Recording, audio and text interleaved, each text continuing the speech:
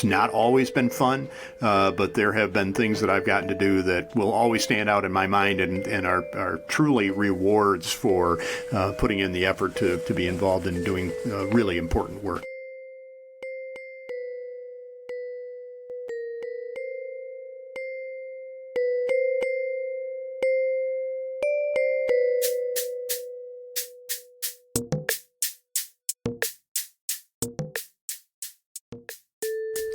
You are listening to Manager Brothers Lessons Learned. Twice each month, Gregg and Jae draw on their combined 80-plus years of state and local government work experience to help listeners avoid the pitfalls they and others have unwittingly stumbled into. And now, on to the episode.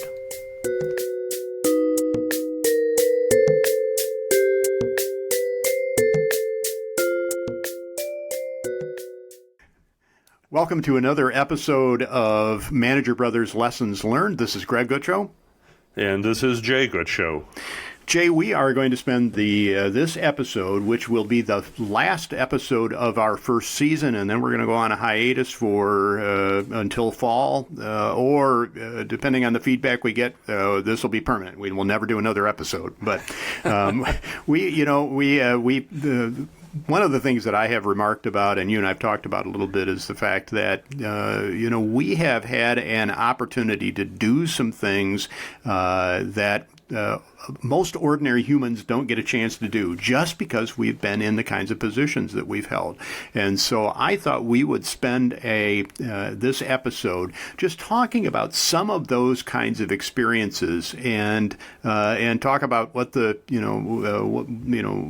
what it's meant to us in terms of the privilege that we've had to be managers in a public environment. There's so much time that we all spend complaining about, what it's like to live in a fishbowl and deal with the next complaint that comes through the door, and deal with that angry citizen that shows up at a council meeting, and deal with some of the real difficult challenges that we face in all of our communities all of the time, whether it's budget or staffing or, some of the difficult council members that we have. But setting all of that aside today, we're not going to talk about that today. We spent enough time talking about that. We're going to talk about some of the things that have just made these fun jobs.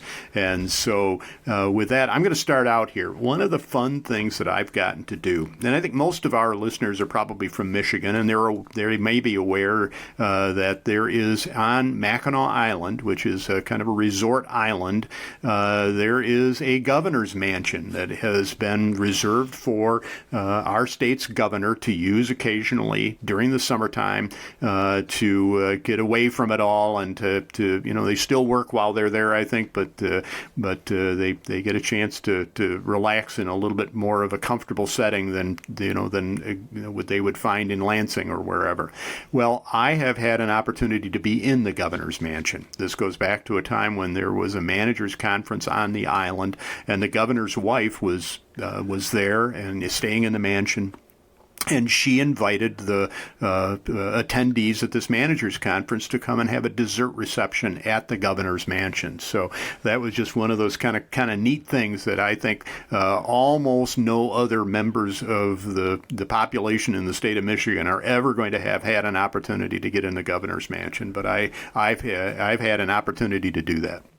Yeah, you haven't had a chance. You haven't been able to do that, right? I think I've ridden by in front of the governor's mansion, but on a bicycle or on a horse-drawn carriage or something. Yeah, that's as close as they let me get. Yeah, and if you did, and they were there would have been a member of the security, somebody from the state police, I think, provides security while they're there, and so you can tell when the governor's mansion is occupied because they will, there'll be somebody standing around there looking menacing.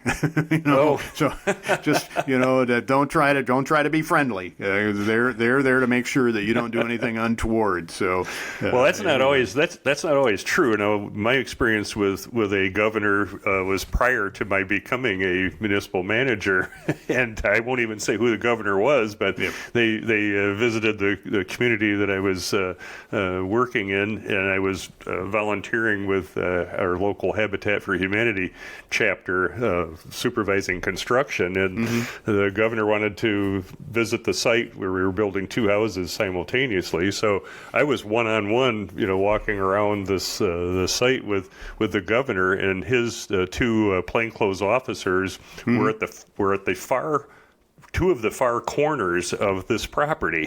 Not anywhere near him. So I just shouldn't have said him. I've narrowed it down to the field, but at any rate. But I thought, wow, that's really odd, because somebody could drop a hammer off the roof or something like that. But anyway, it went without incident. However, so how many other have you met? Any other governors? Yes, I think one other one, but that was also prior to my becoming a municipal manager. I think it was an elected official actually at the time. So. It sounds like they've stayed away from you since you became a city manager or village manager. Yeah, they haven't called me to Lansing, and I'm not a huge fan of Lansing, having worked for state government for so many years. I maybe it's just my own little paranoia, but I try to stay away from Lansing as much as possible. Well, I have met, just in there just occasions come up when you're going to cross paths with some of those state officials. Sometimes just accidentally, and sometimes because they're there for a ribbon cutting or whatever it might be. Right. I'd have to do a count, but I think that I've probably met at least 3 governors, and I think maybe 2 or 3 U.S. senators, and there aren't very many of those either around. So I think those are just some of the people that we get to meet, that we get to rub elbows with a little bit once in a while. And I will tell you that one of the things that I almost got a chance to do was to attend one of the governor's State of the State addresses. This is a few years ago, and it had to do with the fact that there was a program that had been initiated by the governor, and we were one of the communities that was in the first grouping of communities to do that, participate in that program. And so there were a couple of us that were instrumental in the program that were invited to attend the governor's State of the State address, where he was going to make reference to it and point us out in the audience and whatever it might be. And the day of that, I came down with one of the worst colds of my life. And I said, there is no way I'm going to be there for the State of the State address. And so they found somebody else that was involved in the same program who took my spot there for that. So I missed out on my one and only opportunity to attend the State of the State address. Any other dignitaries you've seen, you've met? Any special people like that?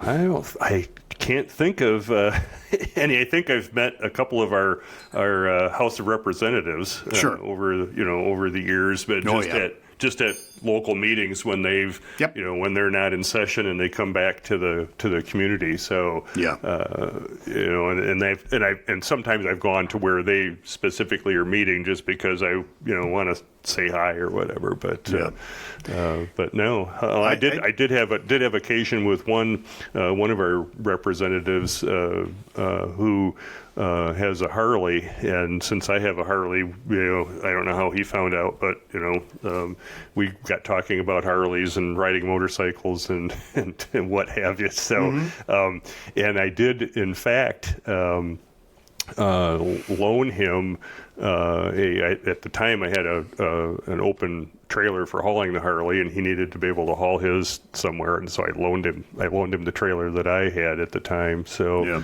anyway, but that's as close to rubbing elbows that I can say that I've had, perhaps. Yeah. I think probably the most unique situation that I've had in terms of meeting somebody was to meet the president of Burundi. And that's a long story that I won't get into as to how I was invited to a luncheon where the president of Burundi was going to be, but I did get a chance to meet the president of Burundi. You know where Burundi is, right? Yeah. In fact, the only other time I think I've ever heard the name is on the movie, I think it's American President, where the vice president was sent off to Burundi to get him out of the way of what they were planning on doing with the president or whatever. So anyway. Well, Burundi is in the area that is known, I think, as the Great Lakes of Africa. So there's it's kind of, since we live in the Great Lakes state, they have a similar area down there, and Burundi is one of the countries that is a part of that. But as I say, I won't bore you with the story story of what's going on. But what else have you been involved in that you kind of reflect back on and say that was a great thing to be able to do? Well, you're going to probably think this is a rather odd memory. Not coming from you. It won't. I won't think that odd at all. well, others will think that this is rather odd, perhaps. But anyway, well, I have an interest in Michigan's craft beer industry, and I feel like I'm solely responsible for making it successful. So, at any rate, so every community that I've been in, I always thought, well, this would really be a cool thing to have a brewery here. It really would be a great foundation business in the community, what have you. Yeah. And the odd thing about that is in the first community that I was the manager, we didn't get a brewery while I was there. However, I kind of set the wheels in motion to the village needed to dispose of some commercial properties that it had acquired, through its DDA, and it was overburdened with these. So I kind of set the wheels in motion to get those properties sold. And shortly after I left that community, property immediately across the street from the village office sold, and a brewery opened up there. And I thought, well, gosh, this is really great, but why couldn't it have happened while I was here? So, because it would have been convenient, across the street after hours, certainly. But or maybe during the day. and some days. And then the next community that I was in, there was a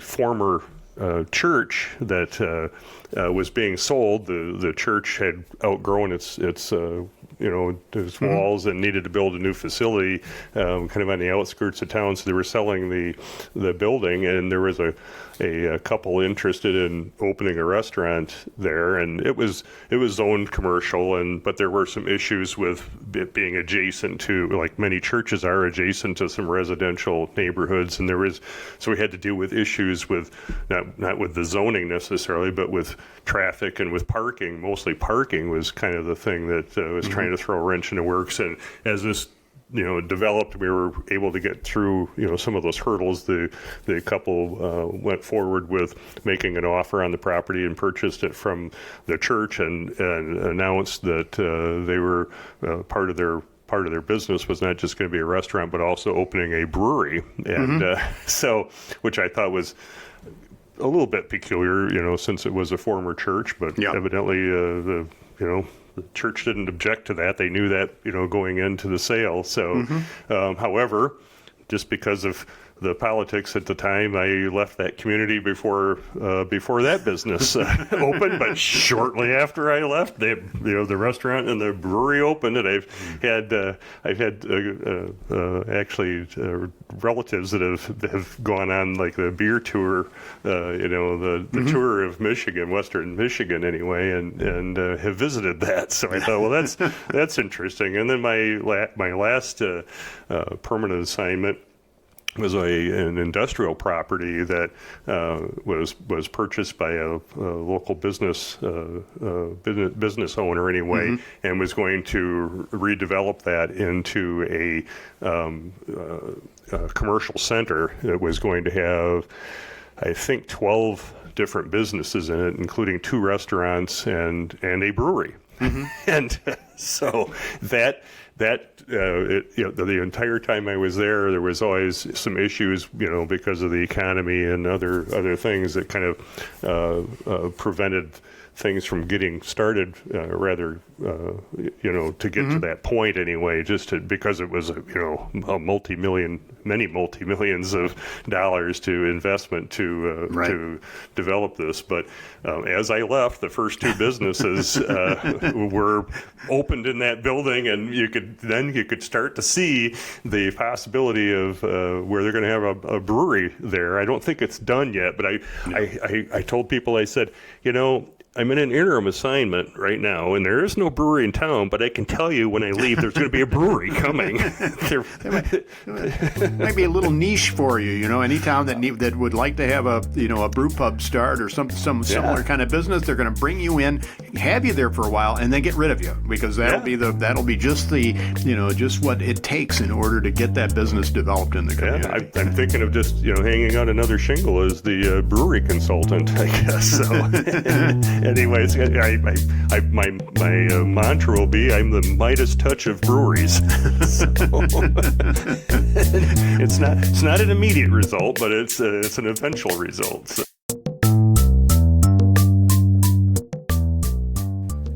We'll return to Manager Brothers Lessons Learned in a moment. Do you have a topic you would like Gregg and Jae to explore? Are you interested in being a guest on Lessons Learned? Do you have comments about this episode? You can write Gregg and Jae using the contact form at greggllc.com/lessons. That's greggllc.com/lessons.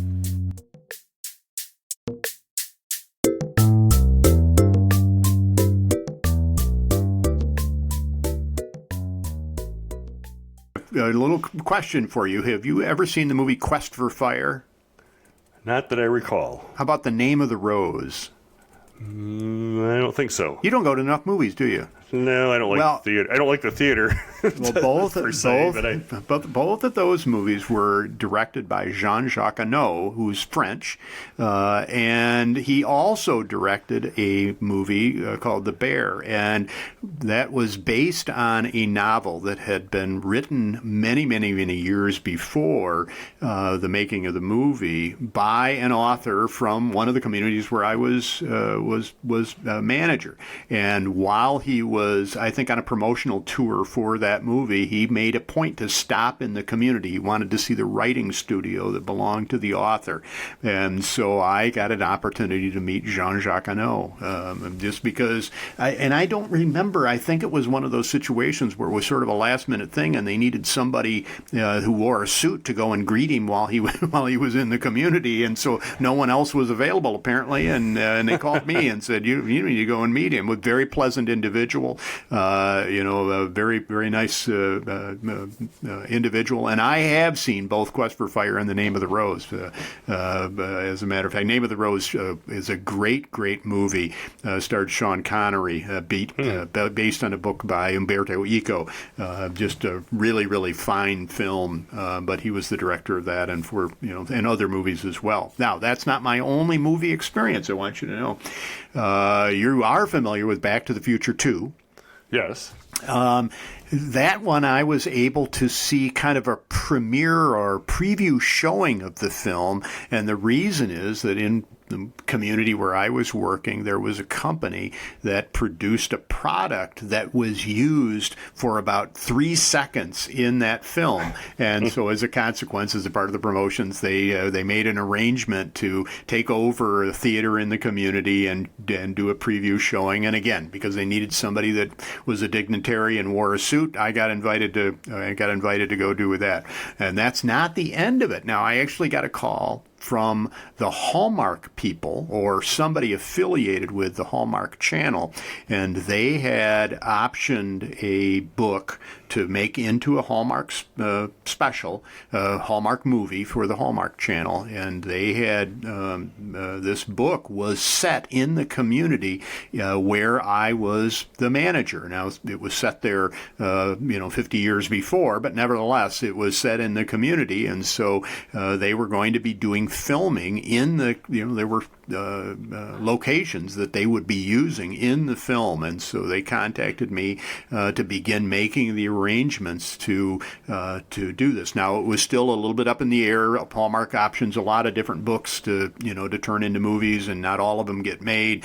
I reached out to the film office and got things, the state film office, and got things kind of started going, and then as it turns out, they did not make the film, so that was didn't get an opportunity to be an extra in a movie. But it was, it's just those kinds of things. Like I say, there are some times that, when you pick up your phone, you don't know what's going to be on the other end. And this is just one that I certainly wasn't prepared for. And thankfully, I knew that the state had a film office and that those people were there to be able to assist people like me. I don't know if they still have one, but they had one at the time. And that's where people like me that don't know anything about filmmaking turn, when you've got to have somebody that knows how to put all the pieces of the puzzle together. Well, that's interesting. What about some of the, what about projects you've been involved in? Are there any of those that, you've talked about some of them here that, ultimately came to fruition after you were gone? Were there any projects in particular that, that you would identify that have been particularly fun for you to do, or particularly noteworthy or unusual? Well, my first assignment, again, to remind folks that I was in very small communities, and this particular one had some financial issues, which is why I departed after only 18 months. But during the time that I was there, we had an issue with our salt barn. It was blowing itself apart, basically, from the pressure of salt, and it was just not well built, and we were at risk with what is now the state Eagle, as we call that. Anyway, used to be a different name, but at that time. But at any rate, because you can't have it just exposed or whatever. It has to be covered and what have you. So I knew that we did not have an abundance of surplus funds in the budget to be able to replace that salt barn in the typical fashion. So I approached council and I said, I've done a lot of construction over the course of time, and I think I can, design something that will function just fine. They kind of gave me. Kind of the green light to go ahead and come up with a plan and put some numbers to it, and ultimately we ended up building the salt barn. It ended up being just a 3-sided salt barn, so it was open on the one end, and then I think we just hung a tarp or something over the opening to keep the weather out. But we just used the staff that we had to basically build this. And I designed it in such a way that instead of having salt pushing against the outside walls directly, we installed these big concrete blocks, I guess is what you would, stack those up like 3 high so that the mound of salt was pressing against those and not against the building itself. So, that was something where I got to use my building experience and that creativity, I guess, is why I'm illustrating this. To use some creativity to problem solve something that otherwise might not have happened, or might not have happened at something that the community could have afforded at the time. So. Sure. And there's another aspect to it, and that is it's fun when you have an opportunity to give your employees a task like that that's a little out of the ordinary, and that challenges them a little bit, or that uses skills that that they don't get to use if they're out there, filling potholes or whatever it might be. We did a very similar thing in another community, also a salt barn, and in that particular case, I didn't get involved in the design. We actually had my building official was a contractor, a former contractor. He had his own business. He did a lot of building. He came up with the design, and then we used the DPW employees, a couple of whom also had builder's licenses, and we had the whole crew involved in putting that together. And it wasn't the only project like that we did, but there are just, sometimes I have found that if you have people and you can use their talents in different ways, for the work that they do, there are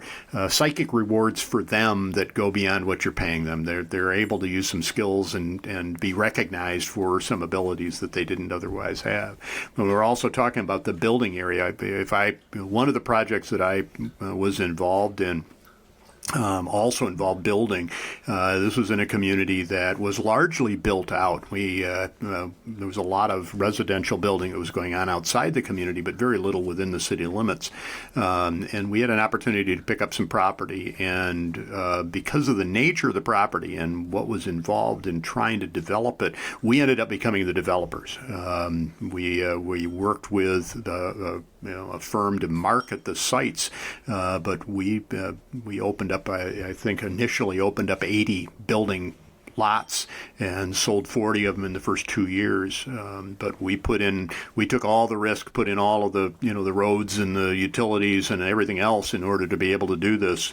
That was just kind of one of those unique things. I doubt that I'll ever have another opportunity to do anything along those lines. I've been involved in some other projects. Another significant one involved facilitating the construction of a downtown hotel and conference center, and that doesn't oftentimes happen in a small community either.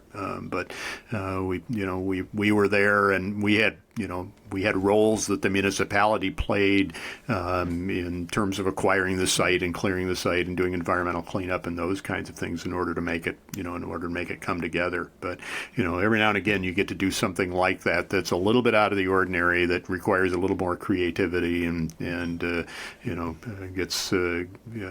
gets you to do some things that get you out of the office and do things that you wouldn't otherwise ordinarily have an opportunity to do. Yeah, and I think along that same line in my last assignment too, communities get offers from the county for tax reverted property, periodically, and most of the time communities just the date that they need to respond, comes and goes, and they either don't respond or they just decline to pick up that property. But in one particular instance, I kind of suggested to the council that this is something that I think would be of benefit. Plus, it gave the municipality a little bit of control over how that property developed as well. Mm-hmm. And so this was a property that had been blighted and vacant for at least 10 years, probably before I even got there. Mm-hmm. And so what that ended up being was originally just one single business location when it was at last active anyway.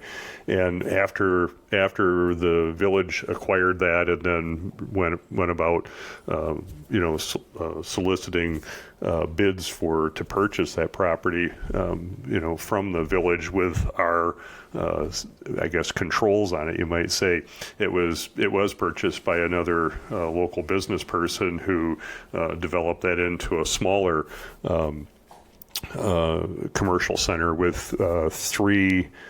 I think he ended up with three. He could have put more in, but he ended up with 3 business locations. So there was mm-hmm. three new businesses basically, in the community that had a location, and basically eliminated this horrendous blighted property that you would have thought probably would have just been otherwise bulldozed at some point. So that was kind of exciting. Again, kind of relates to my interest in building, I guess. I saw some potential there, and fortunately was able to find someone that made good use of that. So. Yeah, sometimes those opportunities come along. One community, we had a factory had been in town for a long time in a multi-story building, had been there for 100 years or something, and he needed to relocate, and we made that happen. That's an interesting story on its own. But now, a part of the deal was that we had to take over this building. And so you've got this, and there were a couple of intermediate owners after we had ultimately acquired it. But one of them ultimately converted it into loft and restaurant space and all their other commercial space, and took what I think most people would have viewed as a real white elephant kind of situation, and turned it into a really vital part of economic development in the community. And it's best as I know, it's still going strong in terms of what they were able to do there. So every now and again we get to be involved in helping to facilitate things like that. Just being able to work with people that want to make a difference in communities, and just to be able to see those kinds of things come along, and it's exciting to do. Well, Jay, were you able to line up a sponsor for this episode? I do have, and maybe this is a good one for talking about moving on for the next several months, perhaps. So, Greg, today's episode is sponsored by Haul Donkey Moving, which is based in Packeton, Oklahoma. And I've never heard of that town. No, I'm surprised. At any rate, because they're just famous for Haul Donkey Moving. So, but their mantra is that no move is too big or too small for Haul Donkey Moving.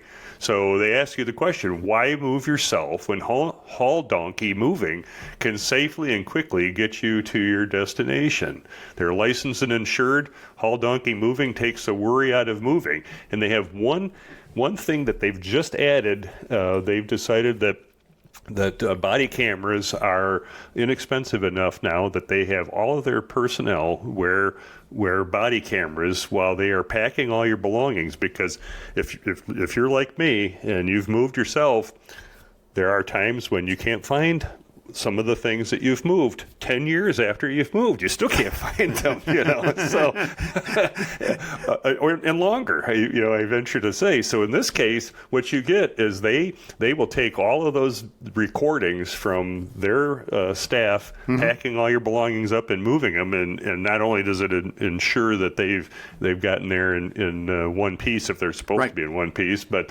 you also have an inventory then of every box that what's in every single box. Now you can get to your location and you can sit down and watch the video of all your moving. So yeah, I'm not sure that I'd ever want to have those memories restored to me. But so let me ask you a question, Jay. Where does the name come? Do they use donkeys then in the moving that they do? Well, I researched this a little bit, and there's maybe a little more negative play on words had they not used the word donkey. So that's why Haul Donkey Moving is in that. I see.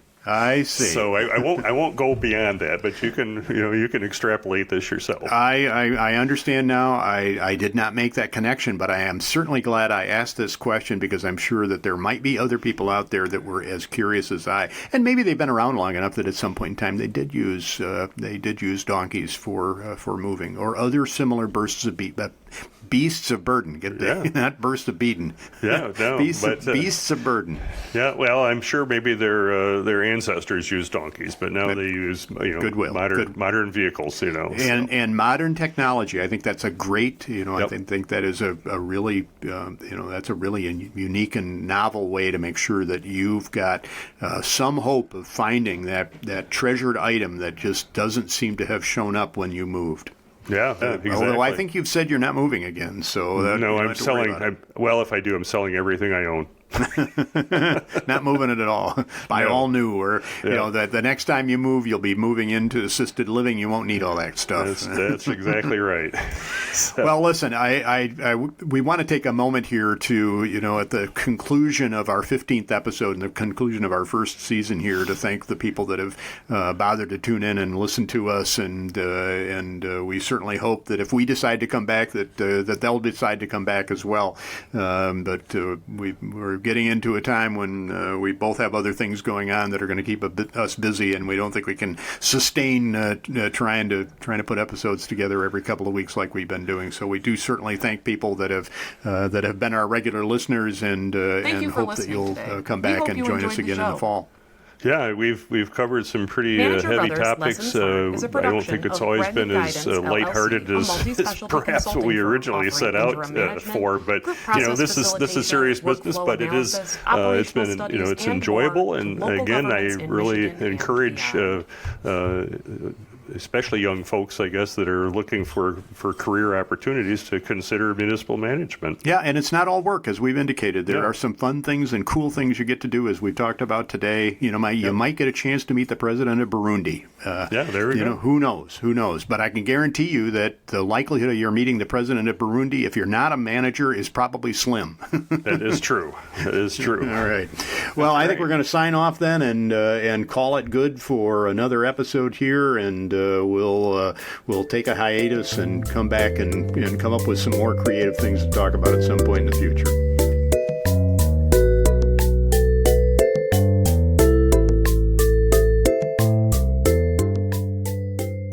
Thank you for listening today. We hope you enjoyed the show.